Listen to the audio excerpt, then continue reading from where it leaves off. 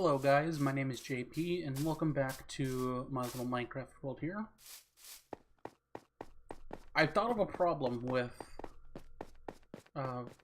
getting comments or something for me to talk about and then talking about it the next day. I should have brought a minecart. The problem being that I record kind of in the middle of the day, but I schedule it for the next day.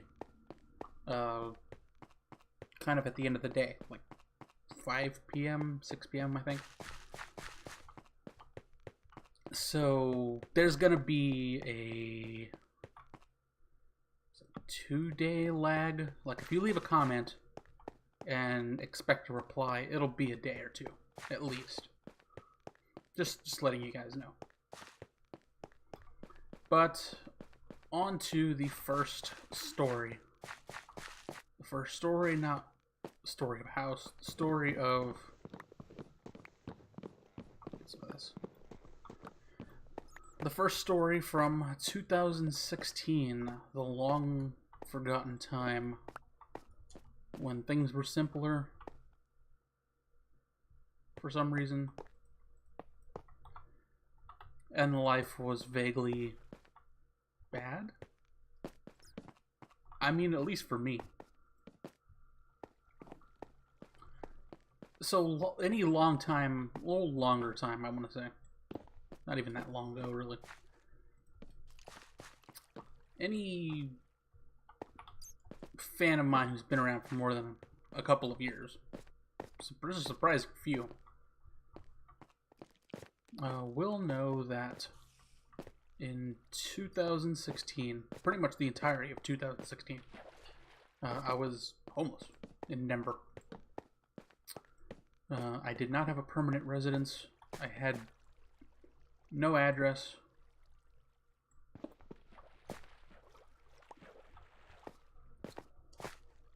And what that came down to was we were living out of cars. We were living out of cars, and then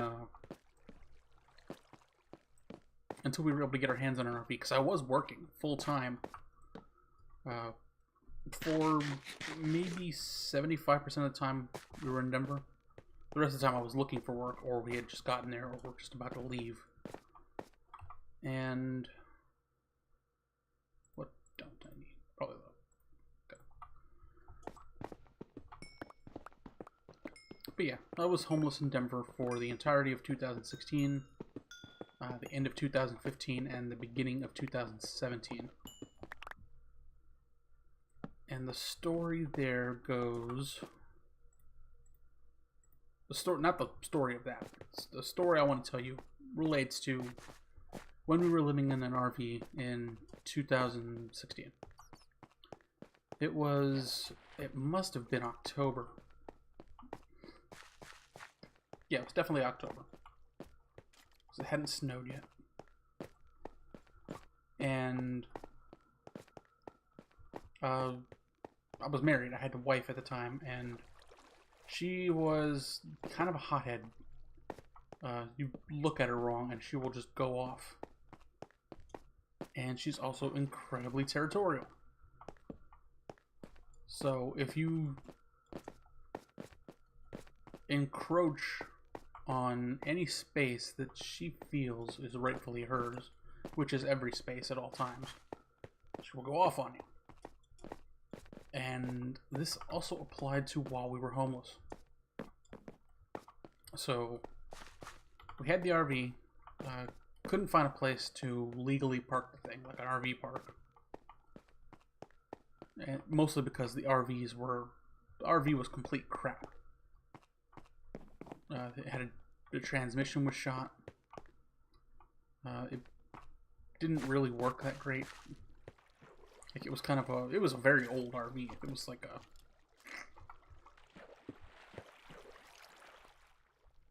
1979. It wasn't even a real brand. It was like a semi-custom.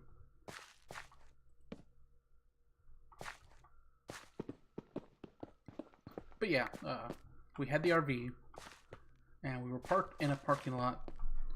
It was kind of at a... like an old shopping center. Shopping center. Wow, I said it better with the fake accent. Shopping center.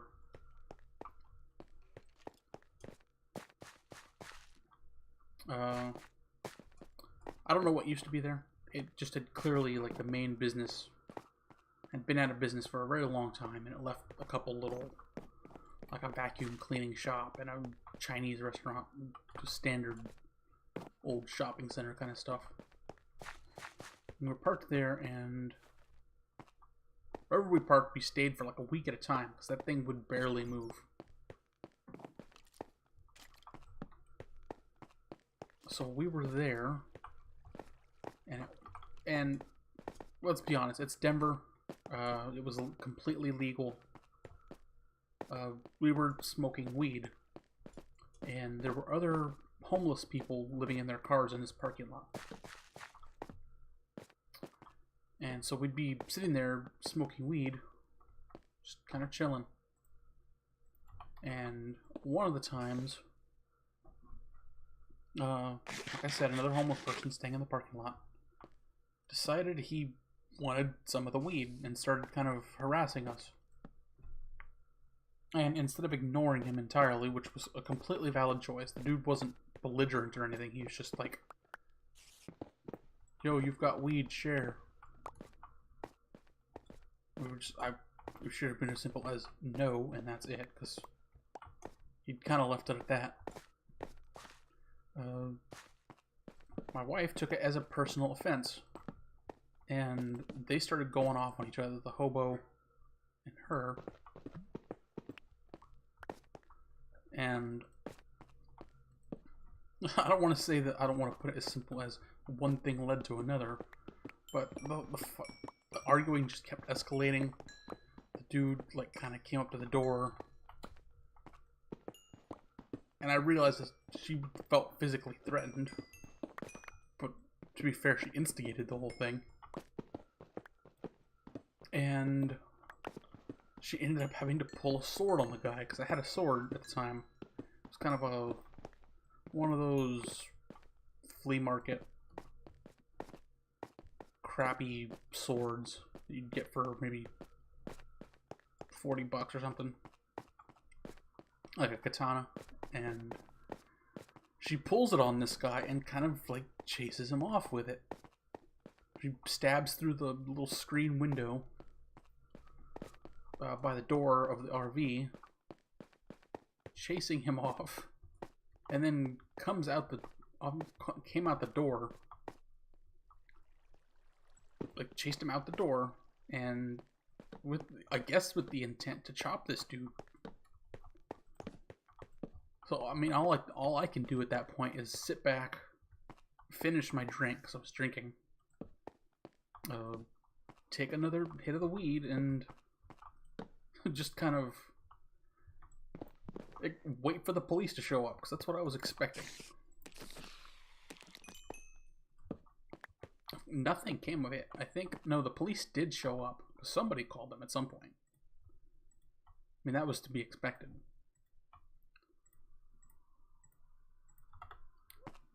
But nothing came of it. I mean, I guess the police just didn't want to get involved, because it was a strange situation where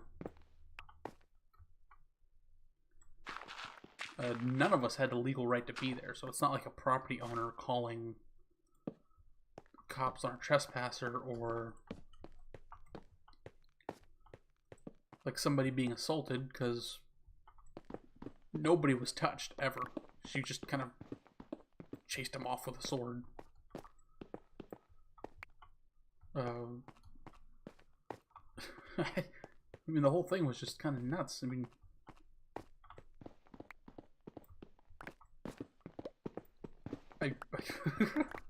I can't even explain it any better than that. You just like have to have been there. It's one of those where when I tell the basic story of, well, this one time my wife got in a fight with a hobo and she had a sword, Like, if I just tell it like that, it sounds completely absurd, and you'd never believe me.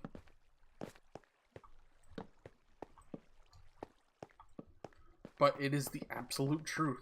I have a witness.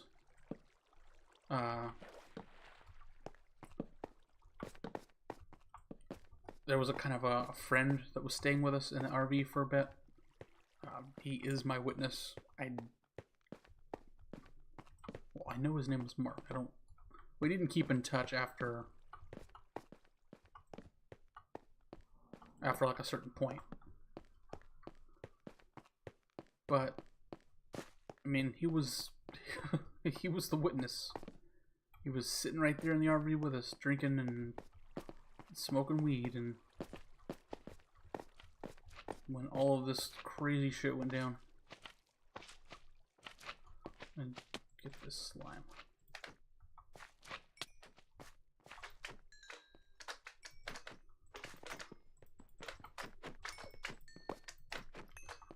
And that's kind of what my life was like in 2016. It was a very strange series of events. Because it was the very odd situation of I was working full-time, but in Denver, full-time at $10 an hour is nowhere near enough to live on our own. And since there was the two of us, I was kind of stuck being responsible for both of us.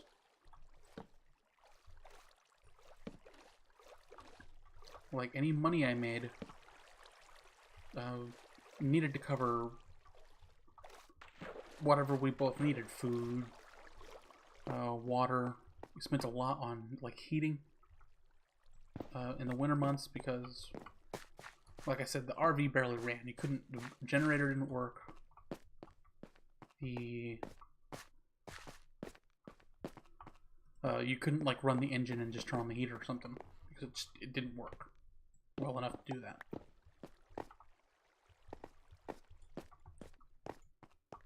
So I had to spend money on there are indoor safe propane heaters you can use, and that's what we used for heating.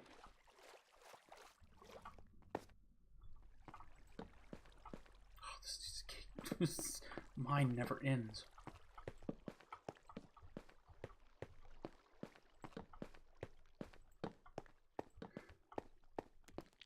But yeah, $10 an hour full-time in Denver is not enough to cover expenses to get a place to live. And that's what the situation came down to. So, $10 an hour at, I think I had something along the lines of like $400 every couple of weeks. That sounds about right. May have been more, may have been a little less. I forgot about this. I wish there was like a F3 in this so I could see where this is. Make a thing out of it.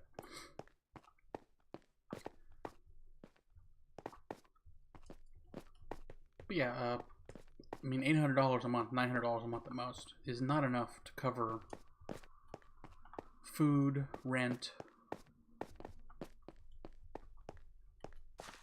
like everything for two people. I mean, so we simply just lived we lived outside, basically. One clarification I do want to make is that while we had RVs later on, that didn't come about until July of 2016. And we moved there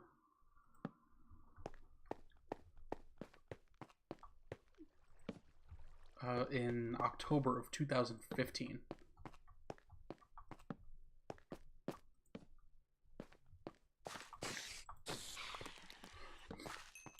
At first, because before that I had been a manager at a liquor store, making like $2,500 a month easily.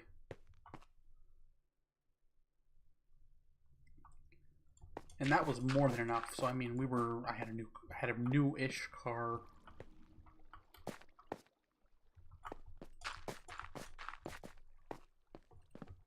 I was able to save money. We were able to buy whatever we want. And I had enough savings for us to... The plan was we moved to Denver, stay in an extended stay hotel for a few months while we found work. And then eventually find an apartment there.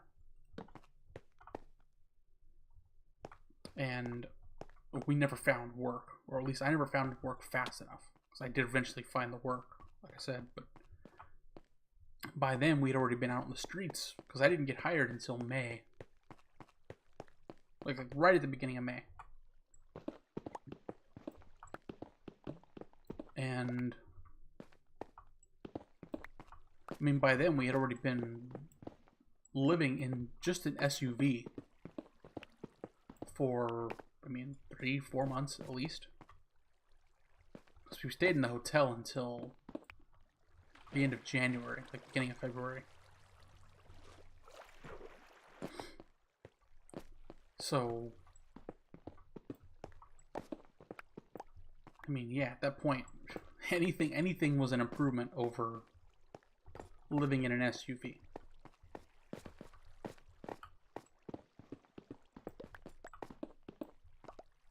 And a lot of people will say, well, why didn't you just find like roommates or something? Because if you ever go looking for an apartment or like a room to, like people will put rooms on Craigslist, like, hey, come, I have an extra room in my house, come live here and pay half the rent or something. Almost no situation will they take 2 people without charging quite a bit more. Like, of all the ones I've ever found for that, they either only want 1 person to begin with, or if they do take 2 people, they expect you to pay proportionately for the people, not the room. Meaning, even if we only ever have the 1 little room to live in, like that's all we have access to, it would still be like $600 a month easily.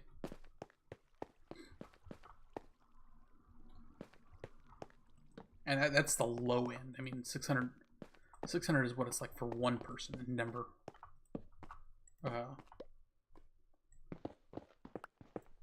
Like just to share a room in somebody else's place that they're willing to rent to you. That's the really, really low end. I think the going was like 800 for 1 person.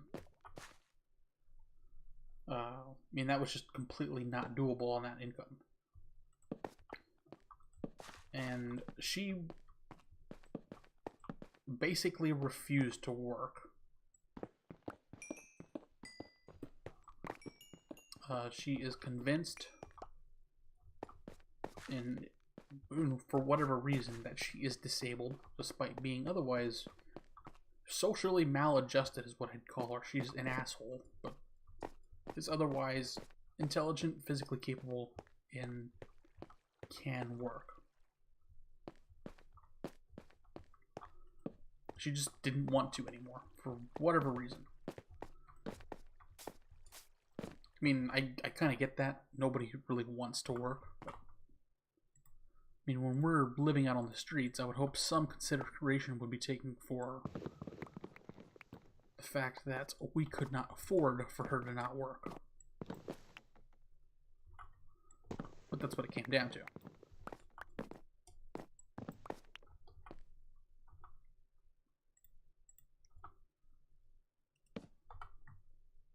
And, I mean, it was kind of one thing after another.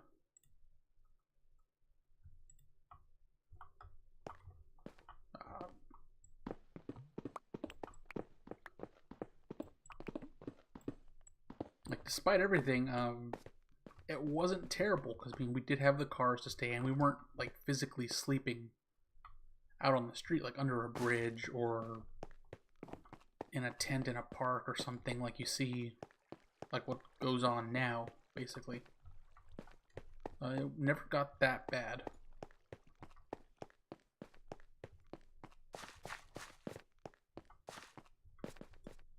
I'm gonna dig my way out of here. So yeah, that's kind of my tale of... I had to give a little bit of the backstory because I realized not a lot of people know the whole story of being homeless in Denver and stuff. But as we go on to the days here, it'll become a little bit more clear how and why that happened, and how it ended, where I am now, what's going on, that kind of stuff. But that'll do it for today. That's my tale for the day of the time my now ex-wife fought off a hobo with a sword. Oh, you're one of those gurgly bastards. I'm underwater, aren't I?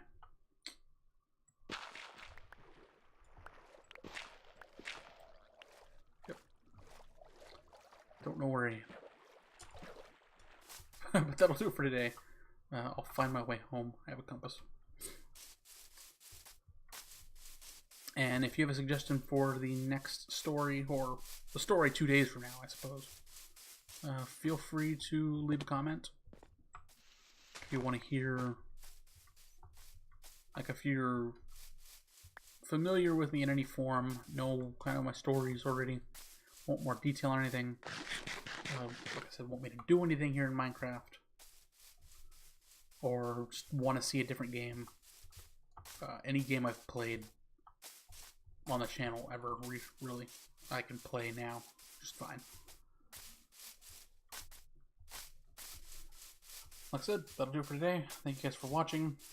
My name is JP, and I will see you next time.